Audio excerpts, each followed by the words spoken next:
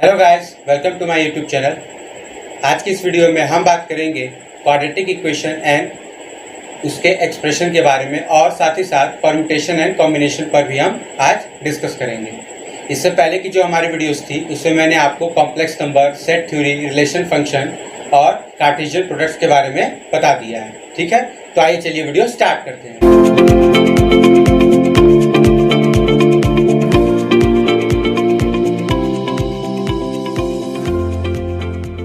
देखिए, इससे पहले कि हम आपको क्वाड्रेटिक इक्वेशन के बारे में बात करें, हम सबसे पहले बात कर लेते हैं polynomial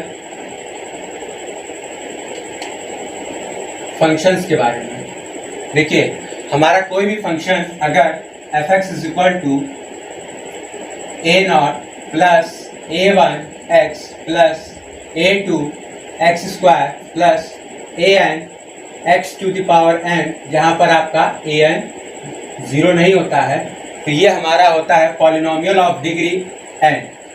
polynomial of degree n, ठीक है। अब यही जब पॉलिनोमियल हमारा मान लीजिए f(x) है, जब यही हमारा f(x) जो है ये बराबर हो जाता है 0 के, तो हम इसको बोलते हैं पॉलिनोमियल इक्वेशन। पॉलिनोमियल इक्वेशन, ठीक है। अब देखिए, हमारे पास जो पॉलिनोमियल इक्वेशन होता है वो अलग अलग डिग्रीज का होता है। तो सबसे ज़्यादा जो आपको कॉम्पिटिटिव एग्जाम में पूछा जाता है वो होता है quadratic, cubic and by quadratic, ठीक है। तो हम इस वीडियो में इन्हीं टॉपिक्स पर बात करेंगे, ठीक है। हम बात कर लेते हैं क्वाड्रेटिक इक्वेशन के बारे में।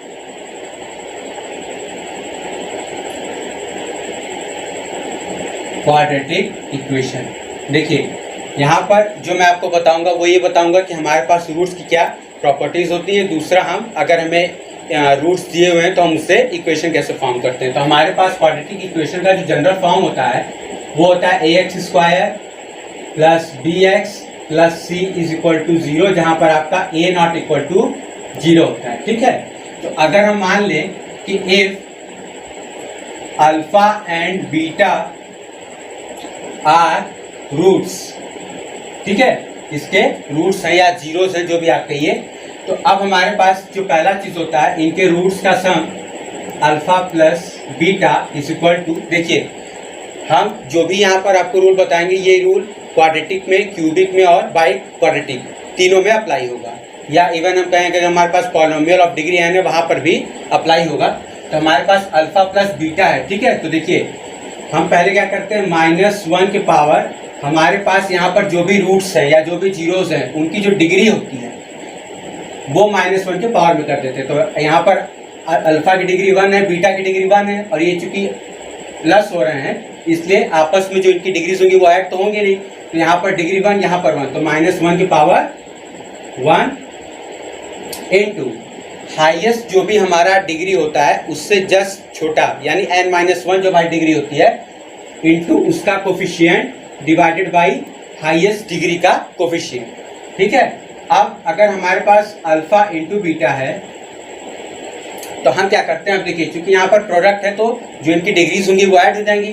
तो 1 + 1 2 हो जाएगा, तो यहाँ पर हो जाएगा -1 के पावर 2 इंटू, अब हमारे पास हाईएस्ट डिग्री का सेकंड जो हाईएस्ट है हमारे पास उसका coefficient divided by highest degree का कोफिशिएंट। तो यहाँ पर हमारे पास x स्क्वायर है, सेकंड हाईएस्ट कांस्टेंट होगा c, तो c अपॉन हाईएस्ट डिग्री का कोफिशिएंट यानी a, तो c बाई a। तो यहाँ पर ये चीज हमारा आ जाएगा -b अपॉन a और ये चीज आ जाएगा हमारा c अपॉन a। अब सवाल ये आता है कि अगर हमें क्वाड्रेटिक इक्वेशन के रूट्स दिए हुए हों तो हम इक्वेशन कैसे फॉर्म करते हैं। तो देखिए, सबसे पहली चीज हमारे पास हो जाएगा कि हम ax स्क्वायर, आप चाहिए तो इस चीज को केवल x स्क्वायर भी लिख सकते हैं, लेकिन हमें जनरल फॉर्म लेके चलना है। तो ax स्क्वायर, अब देखिए हमारे पास bx है, अब चूंकि हमें पता तो है नहीं और यहाँ पर हम a लिख भी सकते हैं और नहीं भी, आप चाहिए तो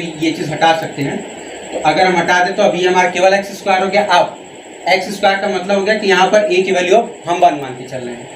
तो अब हमारे पास b की वैल्यू यहाँ पर जो होता है सेकंड वो bx होता है प्लस में, और हमारे पास अल्फा प्लस बीटा की वैल्यू कितनी है माइनस बी अपॉन ए। अब इस a की वैल्यू 1 हो चुकी है, तो अल्फा प्लस बीटा की वैल्यू माइनस बी है, तो प्लस बी की वैल्यू कितनी हो जाएगी minus of alpha plus beta into x.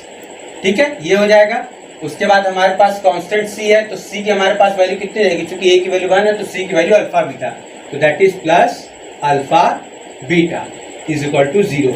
तो बहुत दफ़ा आपके पास एग्जाम में क्या होता है कि आपको रूट्स दे दिए जाते हैं और आपसे पूछ देता है कि व्हाट इज द इक्वेशन। तो आपके पास क्वाड्रेटिक है तो ठीक है आप निकाल लेंगे, लेकिन अगर आपके पास क्यूबिक होगा या बाई क्वाड्रेटिक होगा तो जब तक आपको ये फार्मूला नहीं मालूम रहेगा आप वहाँ पर इक्वेशन नहीं निकाल पाएंगे। ठीक है, अब ये जो फार्मूले है ये आपके क्यूबिक में भी अप्लाई होगा और बाई क्वाड्रेटिक में भी अप्लाई होगा, जो कि अभी हम आपको बताएंगे। देखिए अब हम देख लेते हैं क्यूबिक इक्वेशन के बारे में। क्यूबिक इक्वेशन, देखिए हमारे पास जो क्यूबिक इक्वेशन होता है वो इस फॉर्म का होता है ए x cube plus B x square plus C x plus d is equal to 0। ठीक है, तो अब हमारे पास मान लें इफ, चूंकि इसकी डिग्री 3 है तो जो इसके नंबर ऑफ रूट्स होंगे वो भी 3 होंगे, तो if alpha beta and gamma are roots. ठीक है, अगर हमारे पास अल्फा बीटा गामा इसके 3 रूट्स हैं तो हमारे पास हो जाएगा alpha plus beta plus gamma is equal to, जो हमने क्वाड्रेटिक में लगाया था वही होगा, तो -1 into b by a that is equal to minus b upon a. हमारे पास हो जाएगा, चूंकि अब हमारे पास अल्फा बीटा भी हो सकता है प्लस बीटा गामा भी हो सकता है प्लस गामा अल्फा भी हो सकता है, तो हमारे पास यहाँ पर डिग्री 2 हो गई, तो -1 के पावर 2, इससे एक और जाएंगे छोटा c upon a that is c upon a. अब उसके बाद हमारा तीनों हो जाएगा मल्टीप्लाई, तो अल्फा बीटा इंटू गामा बराबर हो जाएगा -1 के power 3 d upon a that is equal to minus d upon a. ठीक है, अब इसी की हेल्प से अगर हमें रूट्स दिए हुए और हमें इक्वेशन लिखना हो तो हम क्या करेंगे, जैसे वहां पर कर रहे थे एक्स क्यूब, अब उस b की जगह पर हम क्या करेंगे minus of alpha plus beta plus gamma x square. अब c की जगह पर ये रख देंगे हम, तो हमारे पास हो जाएगा plus alpha beta plus beta gamma plus gamma alpha x minus d की वैल्यू है हमारे पास alpha beta gamma is equal to 0। तो हमारे पास ये इक्वेशन फॉर्म हो जाएगा अगर हमें अल्फा बीटा गामा रूट्स दिए हुए। ठीक है, अब हम बात कर लेते हैं बाई क्वाड्रेटिक के बारे में। जनरली आपका यहीं तक पूछा जाता है किसी भी कॉम्पिटिटिव एग्जाम में, तो हम बात कर लेते हैं बाई क्वाड्रेटिक इक्वेशन। इसका जो जनरली फॉर्म होता है वो होता है ए एक्स के power 4 plus B X cube plus C X square plus D X plus E is equal to 0। और यहाँ पर हमारा आपको ध्यान रखना है कि हाईएस्ट डिग्री का जो कोफिशिएंट है, क्यूबिक में भी आपका मैंने लिखा नहीं था लेकिन वहाँ पर भी ए नॉट इक्वल टू 0 होगा और बाई क्वाड्रेटिक में भी आपका ए नॉट इक्वल टू 0 होगा। तो अगर हमारे पास अब चूंकि इसकी डिग्री 4 है तो हमारे पास अल्फा बीटा गामा और डेवा, ये हमारे पास अगर 4 रूट्स हो गए, ठीक है, तो हमारे पास सबसे पहला alpha plus beta plus gamma plus डेवा इज इक्वल टू -1 के पावर 1 यानी माइनस हो जाएगा, माइनस जस्ट छोटा मतलब अगर x के पावर 4 है तो x के पावर 3 का कोफिशिएंट डिवाइडेड बाई x के पावर 4 का coefficient that is b upon a minus हो जाएगा। उसके बाद हमारे पास 2 मल्टीप्लाई हो जाएंगे, तो alpha beta plus beta gamma plus gamma डेवा plus डेवा alpha is equal to उससे भी जस्ट छोटा यानी x के पावर 4 है तो x स्क्वायर का कोफिशिएंट और चूंकि -1 के पावर 2 हो जाएगा, क्योंकि यहाँ पर जो हमारे रूट्स हैं इनका जो डिग्री है वो 2 है, तो -1 के पावर 2 तो 1 हो जाएगा। और ये c, तो c/a। अब हमारे पास 3 आ जाएंगे प्रोडक्ट्स, तो हमारे पास alpha beta gamma plus beta gamma डेवा plus gamma डेवा alpha plus डेवा alpha beta.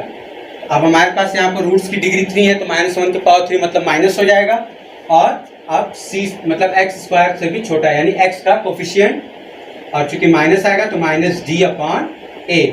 अब हमारे पास हो जाएगा चारों का मल्टीप्लिकेशन, तो अल्फा बीटा गामा डेवा, तो -1 के पावर 4 1 हो जाएगा। और लास्ट वाला जो टर्म है आपका e उसके अपॉन में a। ठीक है, तो अब हम बात कर लेते हैं कि हमारे पास इसका इक्वेशन कैसे बनेगा। ठीक है, तो देखिए हमारे पास अगर रूट्स दिए रहेंगे तो हम जो इक्वेशन बनाएंगे हमारे पास हो जाएगा, सबसे पहले x के पावर 4 एज इट इज लिख देंगे, उसके बाद minus alpha plus beta plus gamma plus डेवा x³ plus alpha beta plus beta gamma plus gamma डेवा plus डेवा alpha x² minus alpha beta gamma plus beta gamma डेवा plus डेवा alpha डेवा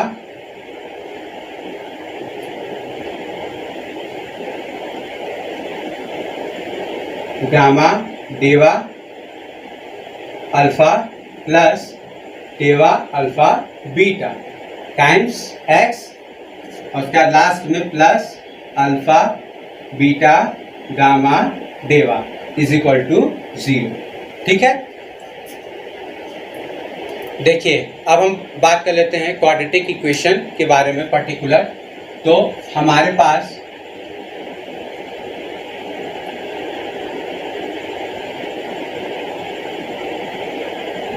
देखिए, अगर हमारे पास ax² plus bx plus c is equal to 0 है इस form का, तो हमारे पास सबसे पहली चीज आती है डिस्क्रिमिनेंट, जिसको हम d से दिखाते हैं, और इस d की वैल्यू होती है b² माइनस 4ac। और जो हम क्वाड्रेटिक फॉर्मूले में, मतलब क्वाड्रेटिक फॉर्मूले के हेल्प से जो रूट्स निकालते हैं उसका फॉर्मूला होता है x is equal to minus b plus minus root over b² minus 4ac whole upon 2a। ठीक है, अब देखिए हमारा इस d की वैल्यू पर डिपेंड करता है कि हमारे पास रूट्स किस तरह के आएंगे। तो सबसे पहला हमारे पास केस बनता है कि अगर हमारे पास d ग्रेटर देन 0 है, ठीक है, तो अगर d ग्रेटर देन 0 है मतलब हमारे पास ये कोई रियल क्वांटिटी मिलेगी। ठीक है, और प्लस है और एक बार माइनस है तो मतलब अलग अलग क्वांटिटीज मिलेगी। तो हमारे पास जो रूट्स होंगे, roots are real and distinct, मतलब कि डिस्टिंक्ट का मतलब अलग अलग। ठीक है, अब उसके बाद सेकंड कह रहा है कि अगर हमारे पास ये चीज 0 हो जाएगा, d इज इक्वल टू 0, ठीक है, तो अगर ये 0 हो जाएगा तो हमारे पास केवल माइनस b/2 है, यही हमारे पास रूट्स आएंगे। तो roots are real and equal. ठीक है, हमारे पास रियल होंगे और इक्वल होंगे और वैल्यू होगी माइनस b/2a। तीसरा हमारे पास केस आ जाता है कि अगर हमारे पास d लेस देन 0 हो जाए, ठीक है, तो अंडर रूट में हमारे पास नेगेटिव क्वांटिटी आ जाएगी। तो ठीक इससे पहले वाली वीडियो मैंने आपको बताया था कि वो कॉम्प्लेक्स क्वांटिटी हो जाती है। तो उस कंडीशन में हमारे पास रूट्स जो होंगे, रूट्स आर इमेजिनरी। ठीक है, अब देखिए हमारे पास ये जो हम रूट्स निकालते हैं इन पर बेस एक छोटी सी प्रॉपर्टी है जो जिससे कि अक्सर हमारे पास एग्जाम में क्वेश्चन आ जाते हैं, वो हम आपको बता देते हैं। देखिए, जब भी हमारे पास जो प्रॉपर्टी हो ये है कि जब भी हमारे पास शॉर्ट एंड कॉम्प्लेक्स देखिए सर्ड का मतलब मैं आपको बता दे रहा हूँ क्या है यहाँ पर, आप लोगों को पता नहीं होगा शायद। सर्ड का मतलब होता है कि ऐसे इक्वेशंस जिनमें हमारे पास या ऐसे नंबर्स जिसमें हमारे पास रूट में या क्यूब रूट में या फोर्थ रूट में आ रहे हो और उनका रूट निकालना हमारे पास पॉसिबल ना हो, मतलब बेसिकली वो इरेशनल हो जाते हो। फॉर एग्जांपल हमारे पास रूट 2 है, ठीक है। तो हमारे पास जब भी ऐसा केस आता है तो हम आपको अगर एग्जांपल से बता दें तो कॉम्प्लेक्स के एग्जांपल में हम बता दें, अगर हमारे पास मान लीजिए a प्लस आई बी के फॉर्म का एक हमारे पास रूट आ रहा है, वो कोई भी डिग्री की हमारे पास पॉलिनोमियल इक्वेशन हो, तो अगर हमारे पास a प्लस आई बी एक रूट है, ठीक है, तो ये श्योर है कि हमारे पास a माइनस आई बी भी एक रूट होगा। ये बात श्योर है कि अगर a plus I B root है तो उसका a माइनस आई बी भी रूट होगा। और अगर हमारे पास यही चीज सर्ड वैल्यू है, सर्ड वैल्यू का मतलब एक एग्जांपल से मैं आपको समझा दे रहा हूँ। मान लीजिए कि 3 प्लस रूट 2, अगर हमारे पास ये किसी पॉलिनोमियल इक्वेशन का रूट है तो हमारे पास 3 माइनस रूट 2 भी उस पॉलिनोमियल का रूट होगा, ठीक है। तो बहुत दफ़ा आपको क्या होता है कि आपके पास पॉलिनोमियल्स का रूट्स आपको दिया रहता है कि हमारे पास अगर 3 प्लस रूट 2 है तो बताइए हमारा नेक्स्ट रूट क्या होगा।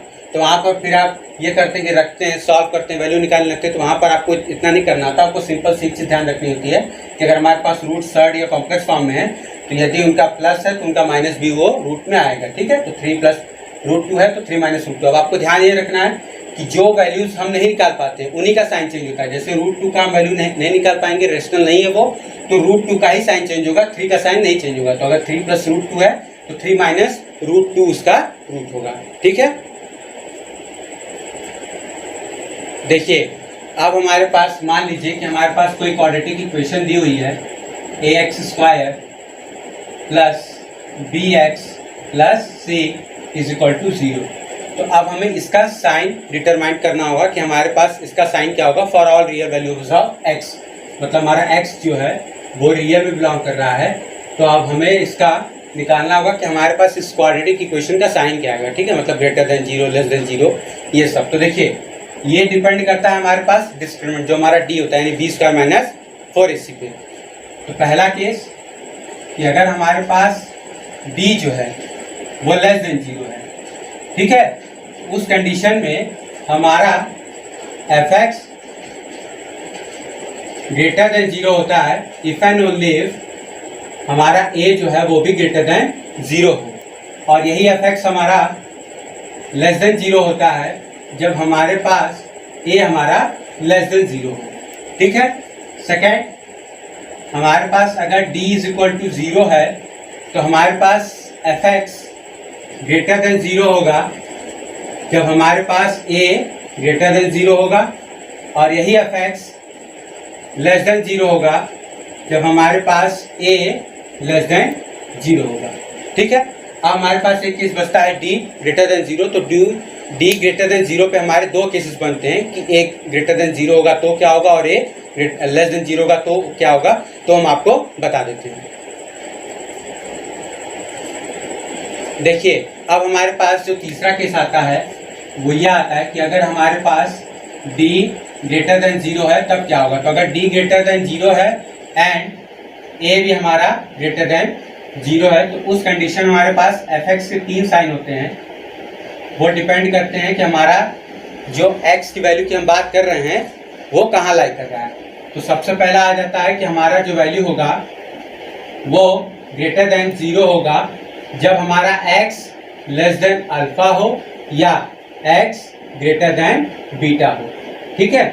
दूसरा, यही वैल्यू लेस देन 0 हो जाती है यदि हमारा x जो है वो अल्फा और बीटा के बीच में लाई करे। देखिए यहाँ पर ये मान के चलना है कि अल्फा की वैल्यू बीटा से छोटी है, ठीक है। तो अगर x हमारा रूट्स के बीच में लाई कर रहा है तो ये वैल्यू लेस देन 0 हो जाएगी, और यदि हमारा x रूट के बाहर लाई कर रहा है मतलब अल्फा से छोटा या बीटा से बड़ा तो हमारी fx की वैल्यू ग्रेटर देन 0 हो जाएगी और इक्वल टू 0 हो जाती है जब हमारे पास x is equal to alpha या बीटा हो जाता है, ठीक है।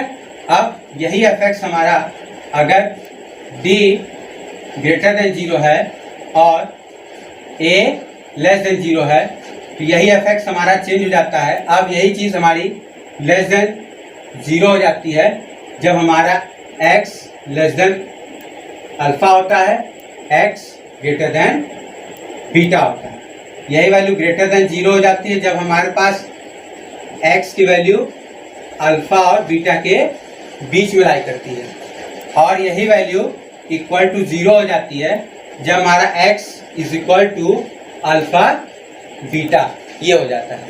ठीक है,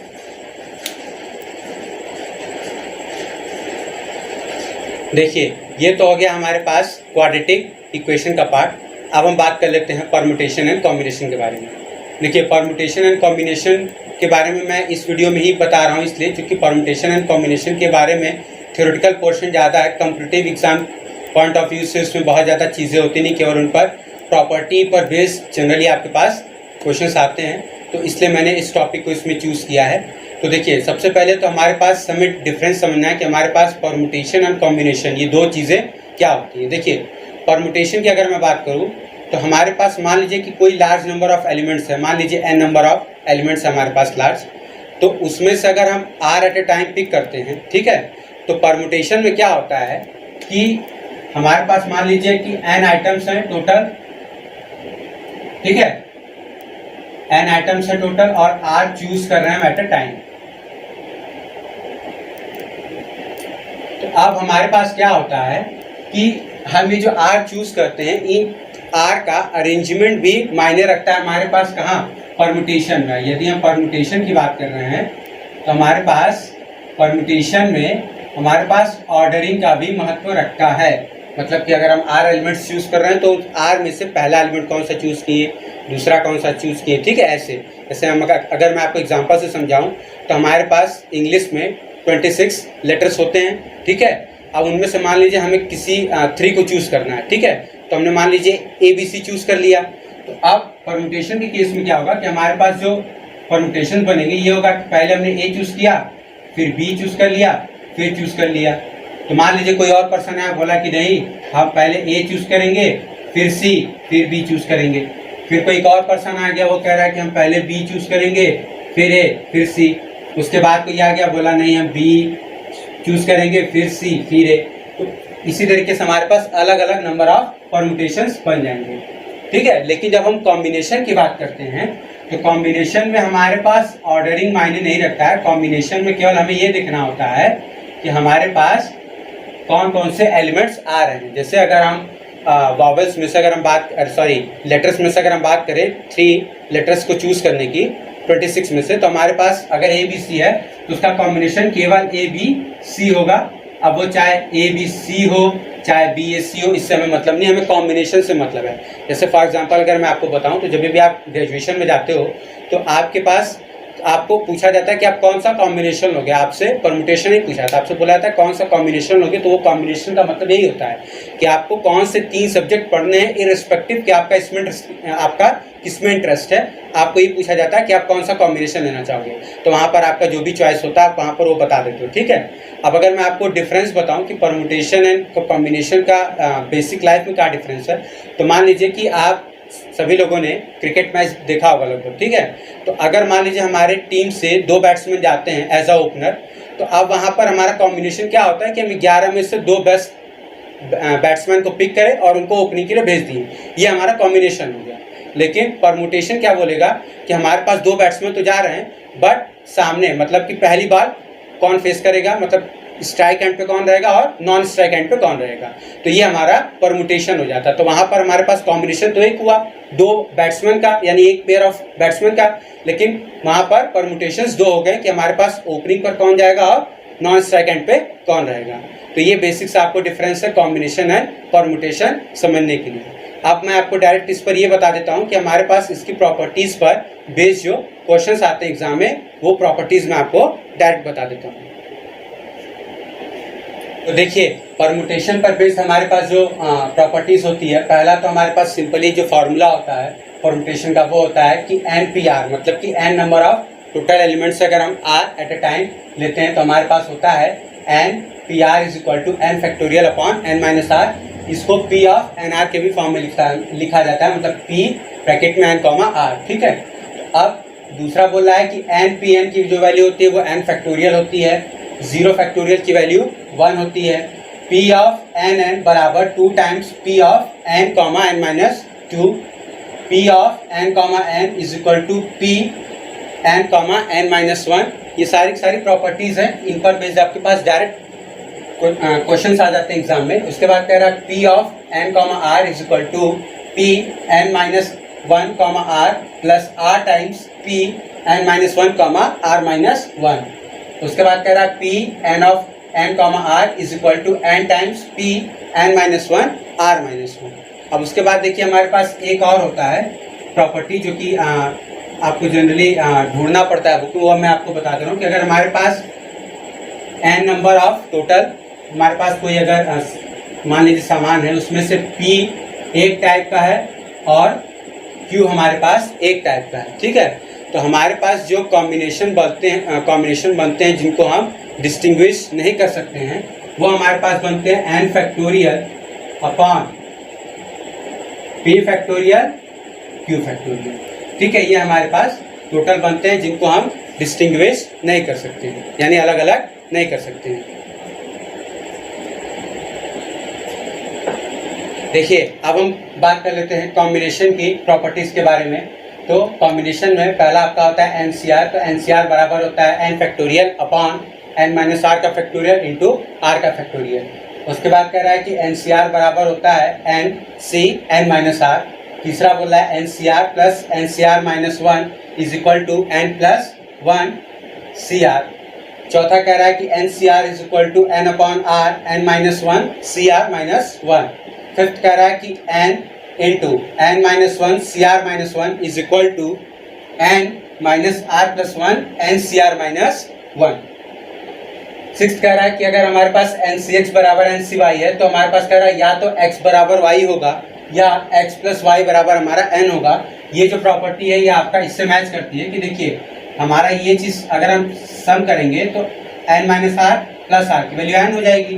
तो ये चीज़ या तो हमारा sum x plus y is equal to n हो, चाहे हमारा x बराबर y, ठीक है।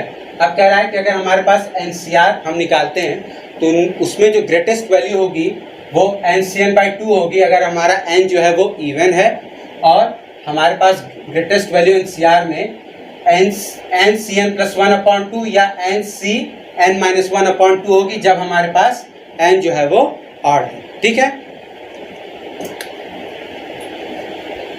तो देखिए आज की वीडियो में इतना ही। आज की वीडियो में हमने आपको बताया क्वाड्रेटिक इक्वेशन, क्यूबिक इक्वेशन और बाई क्वाड्रेटिक इक्वेशन में जो प्रॉपर्टीज़ होती है उनके बारे में, और स्पेशली हमने क्वाड्रेटिक इक्वेशन में जो चीज़ें एक्स्ट्रा होती हैं वो भी आपको बताई।